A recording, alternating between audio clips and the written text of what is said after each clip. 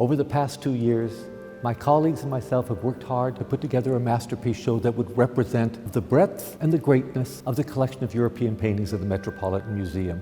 I'd like to talk to you about a few of these. I'm standing in front of one of the keystones of the collection, Caravaggio's Musicians. It was painted for Cardinal Francesco Maria del Monte at the end of the 16th century, and it immediately had a huge impact. It shows 3 musicians in a musical concert. One of them is Caravaggio himself. He's the young man looking out at you. One holds a sheet of music. He's the singer. Another is tuning his lute. And at the far left is a youth dressed up as Cupid gathering grapes. This picture is an allegory of music, but it's also a genre painting of music as it was performed in Cardinal Francesco Maria del Monte's palace.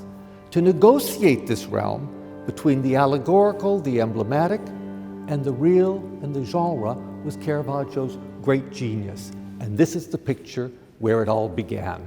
Next to it, in the Metropolitan's hanging, is a painting by Simone Vouet, who was to become the premier peintre, the king's personal painter, under Louis XIII. But before that, he went to Rome, where he encountered the work of Caravaggio.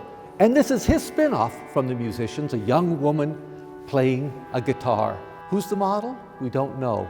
But after this picture was painted, he married a female artist who also served as a model. I don't think it's her in this picture, but we're in that tight group of artists living in a single area of Rome, exchanging their views and modeling for each other.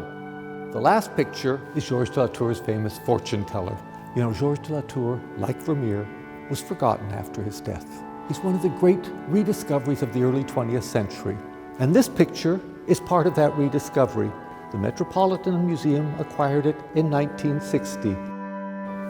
Young man, presumably on the Roman streets, but you'll see that Georges de Latour, like Caravaggio, didn't really care about showing the buildings. He wanted to focus on the drama of the figures.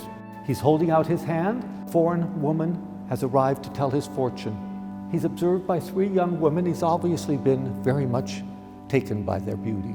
What he does not see is that his gold chain is being clipped, his pocket is being picked, and this beautiful young woman is complicit in the whole drama. It's an extraordinary picture that takes the sort of brutal force of Caravaggio and gives it an elegance, but most of all, a play of gesture and of expression that are unforgettable once you've seen it.